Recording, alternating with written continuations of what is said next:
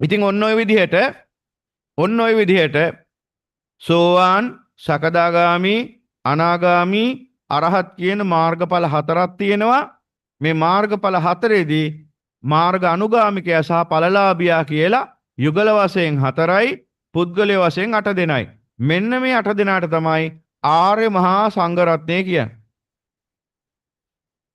එතකොට යම් භික්ෂුවක් කියනවා නම් අපි පෘථග්ජනයි කියලා සිවුරක් ඇඳගෙන ඒ භික්ෂුව කොහොමදවත් ආර්ය මහා සංඝ රත්නය කියන කොටසට අයිති වෙන්නේ නැහැ.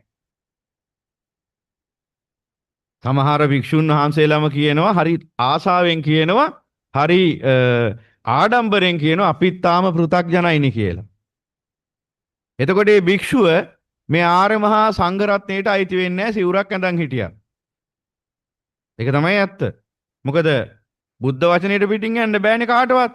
යදිදං චත්තාරි පුරුෂ යුගානි අට්ඨ පුරුෂ පුද්ගලා ඒස භගවතෝ ශාවක සංඝෝ.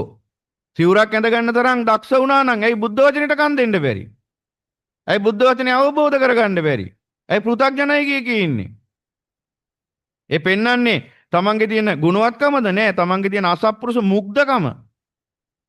තමන්ට ධර්මයේ වැටහුන්නේ නැත්නම් ඉක්මනට හොයාගෙන අවබෝධ කරගන්න එපා. දන්නේ නැත්නම් දන්න කෙනෙක්ට හරි කන් දෙන්න එපා සත්පුරුෂයෙක් විදියට. සිවුරක් ඇඳගෙන තමන් කියනවා නම් මමත් පෘථග්ජනයි කියලා. ඒ මෝඩ භික්ෂුව කොහොමද ආර්ය මහා සංඝ රත්නයට අයිති වෙන්නේ? නිකන් නිගණ්ඨයෙක් ඒ දාට. සිවුරු ඇඳගෙන ඕන තරම් නිගණ්ඨයෝ ඉන්නවා. තට්ටෙත් බාගෙන. අදටත් ඉන්නෝ ඉන්දියාවේ. කහපාට සිවුරක් ඇඳගෙන තට්ටේ බාගෙන ඉන්න නිගණ්ඨයෝ ඉන්නවා. ඉතින් නිගණ්ඨයෙක්නේ එතකොට.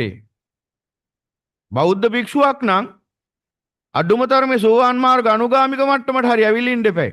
ධර්මය අහලා ධර්මය අවබෝධ කරගෙන